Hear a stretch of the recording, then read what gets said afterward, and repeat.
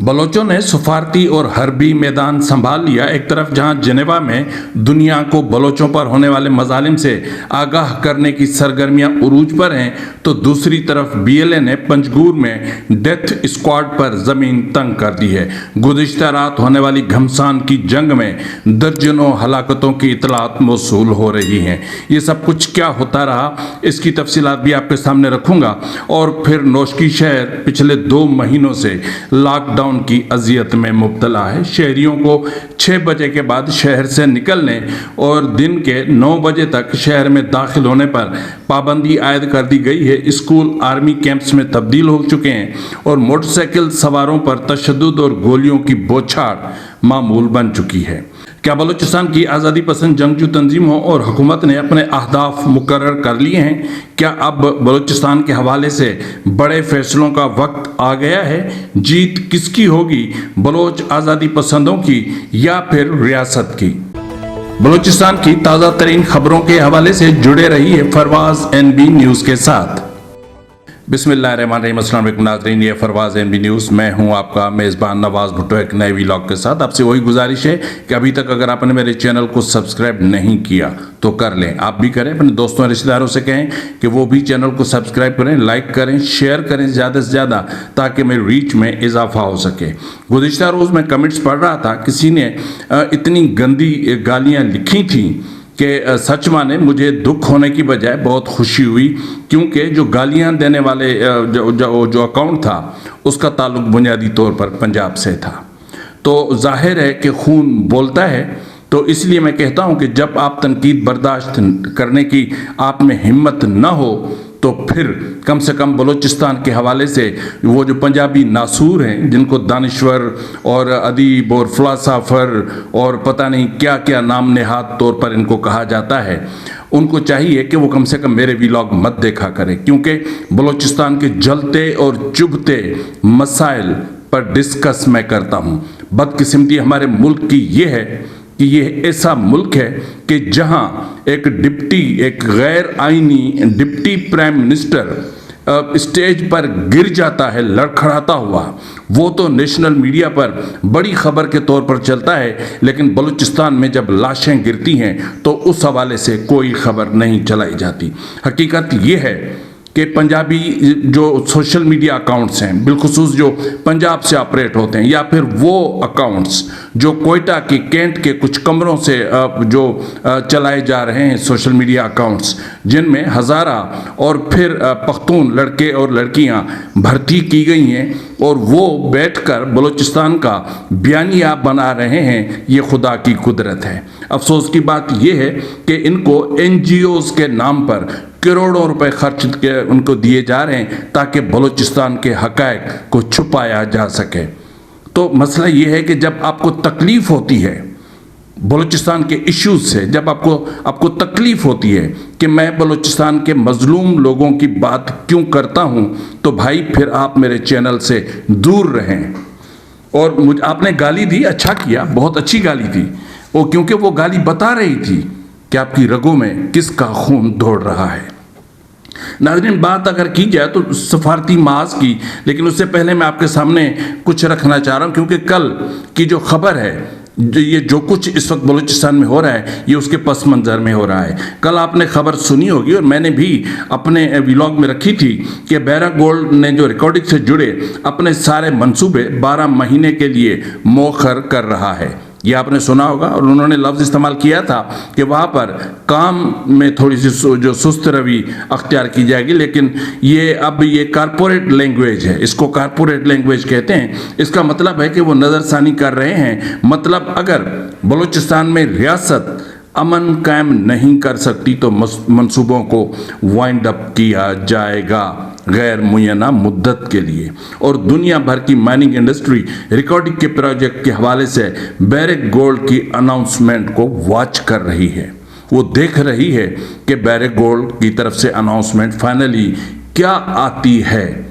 उसके बाद ही बलूचिस्तान में सरमायाकारी हो सकेगी। और अगर बलूचिस्तान में सरमायाकारी नहीं होती तो पाकिस्तान की मईशत का पहिया पटड़ी से जो उतरा हुआ है वो टूट कर बिखर जाएगा। तो इसी हवाले से آپ جو سمجھ رہے ہیں کہ بلوچستان میں جس انداز میں جو حالات رخ اختیار کر رہے ہیں وہ اسی کا نتیجہ ہے، کیونکہ ریاست ہر قیمت پر بلوچستان کو فتح کرنا چاہتی ہے اور بلوچ آزادی پسند جنگجو ہر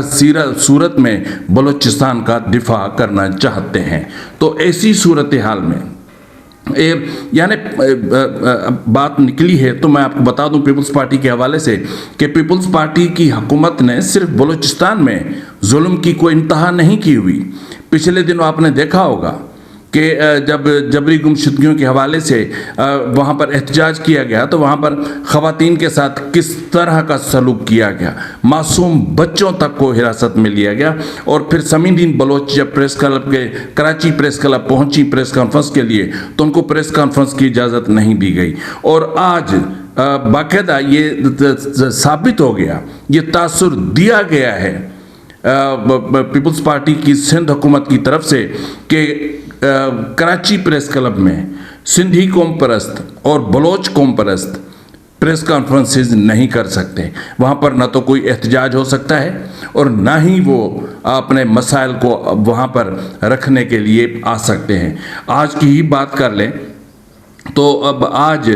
میرے خیال میں جی ایس سندھ کے نیاز کالانی اور آصف بالادی وہاں پر پہنچے تھے پریس کانفرنس کے لیے، اور انہوں نے سندھ کے کچھ ایشوز پر بات کرنی تھی، لیکن بدقسمتی یہ ہے کہ نہ صرف ان کو پریس کانفرنس نہیں کرنے دی گئی بلکہ ان کو حراست میں لے کر گرفتار کر لیا گیا ان کو۔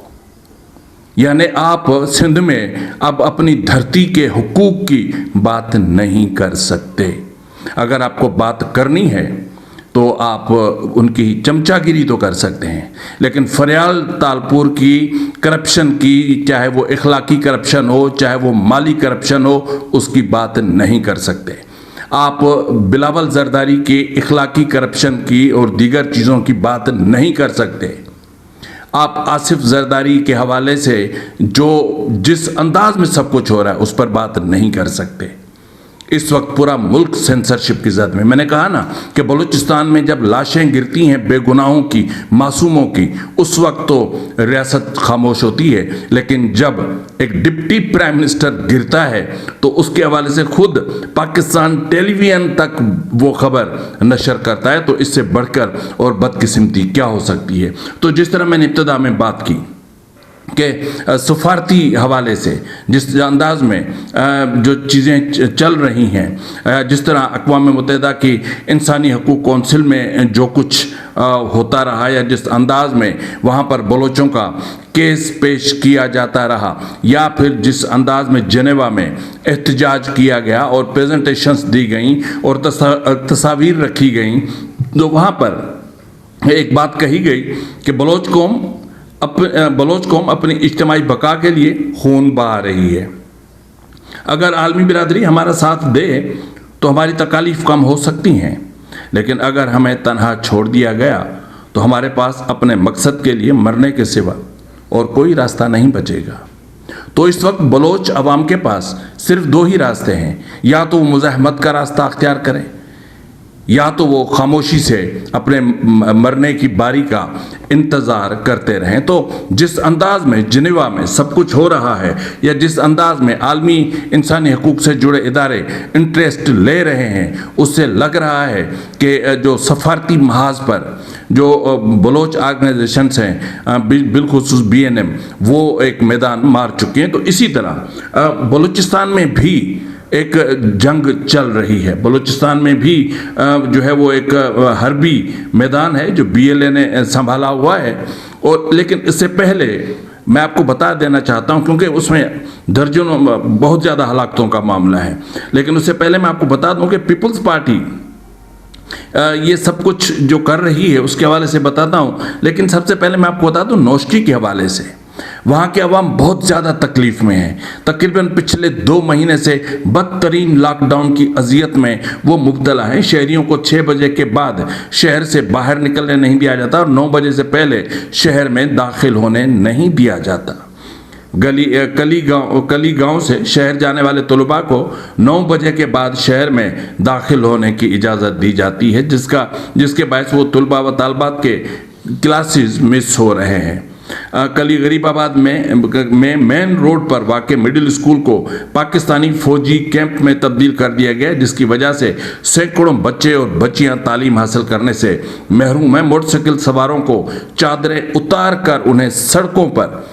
बेपनाह तशद्दुद का निशाना बनाया जाता है और गुज़िश्ता दिनों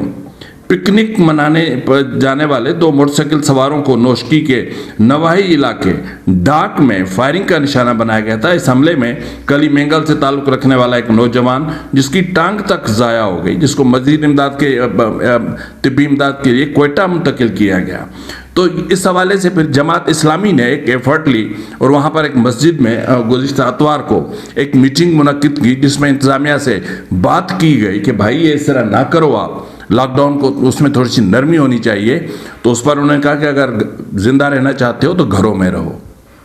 आप घरों में रहेंगे तो महफूज रहेंगे। तो ये जब रवैये सामने आते हैं तो फिर बहुत तकलीफ होती है। तो फिर अंदाज़ा होता है कि रियासत ने कुछ अहदाफ मुकर्रर कर रखे हैं और फिर इससे ये भी अंदाज़ा होता है कि बलूचिस्तान की आज़ादी पसंद जंगजू ऑर्गेनाइजेशंस ने भी कुछ अहदाफ मुकर्रर कर रखे हैं। वो अहदाफ क्या हैं उसके हवाले से मैं आपको बताता हूँ, लेकिन आपको पता है कि पिछले 2 माह से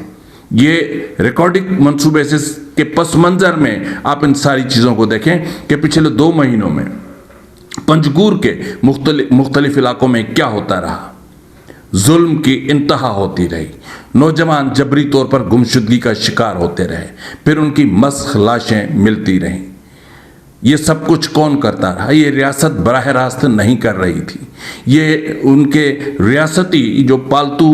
डेथ स्क्वाड हैं जो तश्कील दे रखे हैं रियासत ने, क्योंकि रियासत को पता है, मिलिट्री इस्टेब्लिशमेंट को पता है कि अगर हमारे जवान सड़कों पर जाएंगे तो वो जिंदा वापस नहीं आएंगे, तो इसलिए वो बलोच डेथ स्क्वाड्स को इस्तेमाल करते हैं। तो सैकड़ों मुसल्लह अफराद ने गुज़िश्ता शब की बात बता रहा हूँ, देखें जब जुल्म की इंतहा हो जाती है तो कहीं ना कहीं से कोई ना कोई तो फरियाद सुनता है। जब जो है वो तकरीबन कमोबेश बहुत 25 से जायद माओं की आहें जब अर्श से टकराई होंगी तो यकीनन उसका रिस्पॉन्ड किसी न किसी ने तो करना था। जी नाज़रीन, BLA ने रिस्पॉन्ड किया। गुज़िश्ता शब सैकड़ों मुसल्लह अफराद ने बैक वक्त पंजगूर के मुख्तलिफ इलाकों में हुकूमत के हिमायती याफ्ता मलेशियाओं, जिन्हें मकामी तौर पर डेथ स्क्वाड कहा जाता है, ये डेथ स्क्वाड के लोग वो लोग हैं जो पहले BLA, BLF और दीगर जंगजू ऑर्गेनाइजेशन से जुड़े हुए थे, ताहम बाद में इन्होंने फिर सरेंडर किया। सरेंडर करने के बाद ये रियासती पालतू बन गए। तो अब ये रियासती पालतू हैं, ये इनके दांत बड़े वहशियाना होते हैं। अच्छा, उनके डेथ स्क्वाड के ठिकानों पर हमले किए गए। हमले रात 12 बजे के करीब से शुरू होकर सुबह 4 बजे के कमोबेश तक जारी रहे, जिसमें खुद ये 4 शहरों पर बैक वक्त कब्जा किया गया, उनका कंट्रोल संभाला गया, जिनमें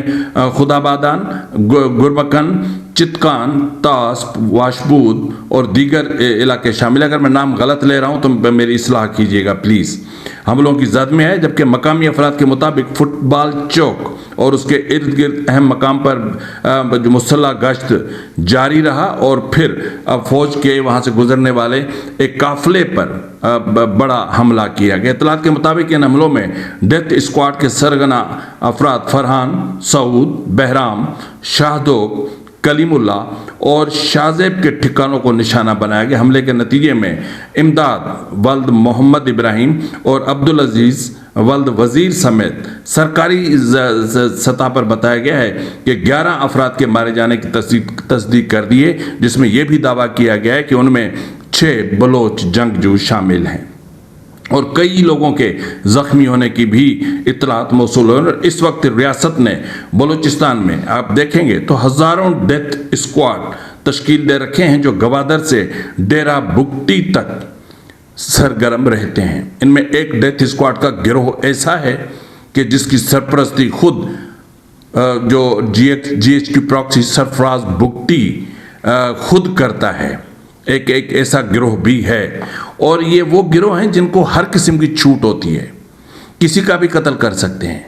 کسی بچی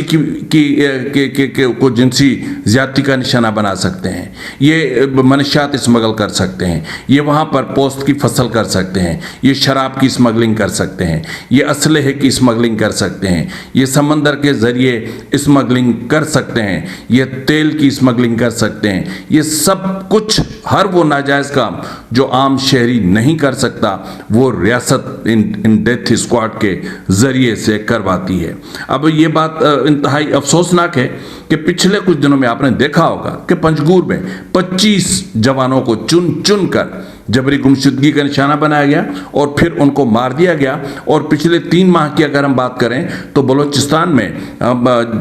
تقریباً 300 سے زائد بلوچوں کا ماورائے عدالت قتل کیا جا چکا ہے، جبکہ سوراب اور بارکھان میں بھی فورسز پر حملے ہوئے ہیں اور وہاں سے بھی ہلاکتوں کی اطلاعات موصول ہو رہی ہیں۔ اور یہ بھی اطلاعات موصول ہو رہی ہیں کہ جو ان کے ڈیتھ اسکواڈ کے ریسکیو کے لیے 14 گاڑیاں آ رہی تھیں،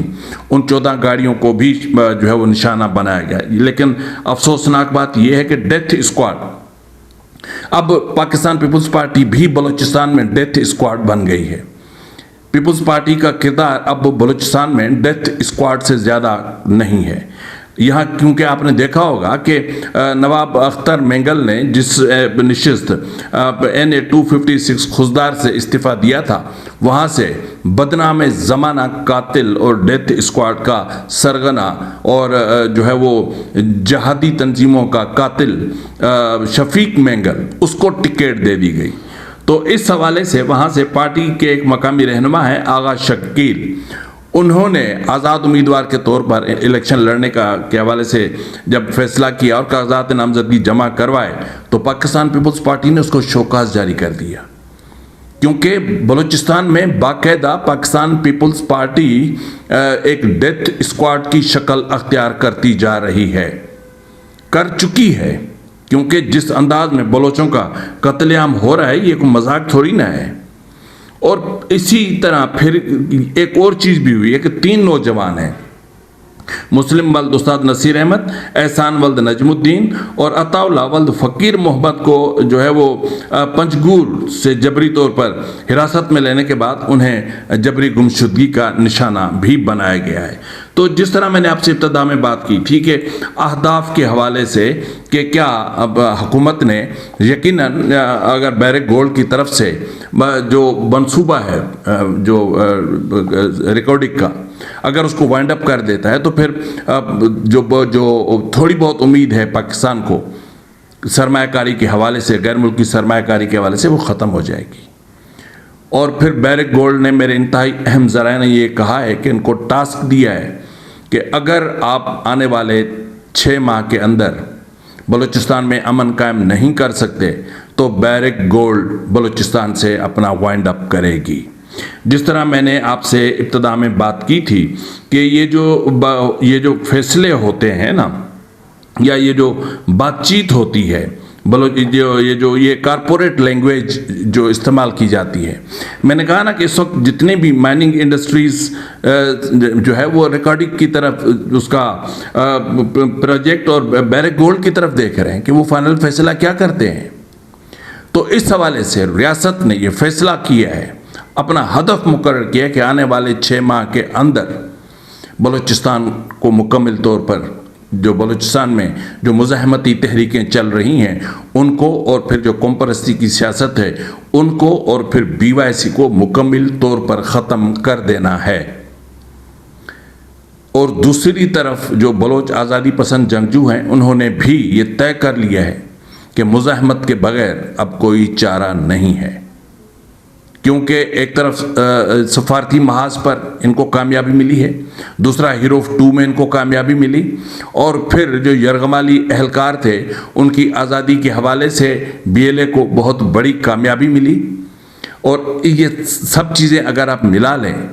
تو اس وقت بلوچستان میں ریاست کے پاؤں اکھڑ چکے ہیں۔ تو اس لیے ریاست ڈیتھ اسکواڈ کا سہارا لے رہی تھی، اور پھر جو درجنوں انہوں نے جعلی NGOs کے نام پر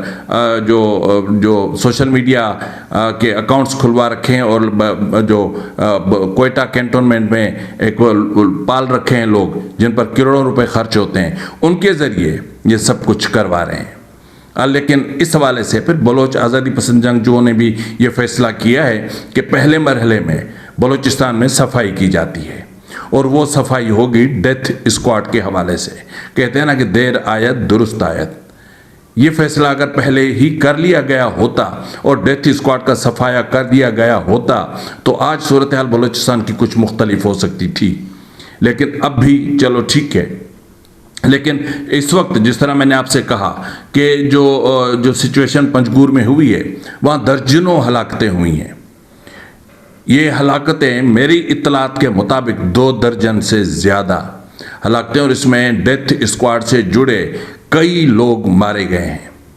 جن کی تفصیلات آنا باقی ہیں، اور جو مجھ تک اطلاعات پہنچی ہیں ان کو میں فی الوقت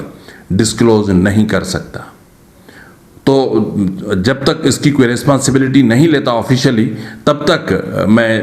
بی ایل اے کا تو میں نے نام لے لیا ہے، لیکن مجھے یہ بھی نہیں لینا چاہیے تھا۔ تو اب دیکھنا یہ ہے کہ یہ اس کی آفیشلی ریسپانسبلٹی کون لیتا ہے، اور پھر آفیشل فگر کتنا آتا ہے، اور جو آفیشل فگر آئے گا وہ آپ سب کو چونکا دے گا، اور یہ فگر وہ ہوگا جو بلوچستان میں ڈیتھ اسکواڈ کے جو کارندے ہیں ان کے دلوں کو دہلا دے گا۔ فی الوقت کے لیے اتنا ہی، ملتا ہے اگلے پروگرام میں، تب تک اجازت دیجیے، فی امان اللہ۔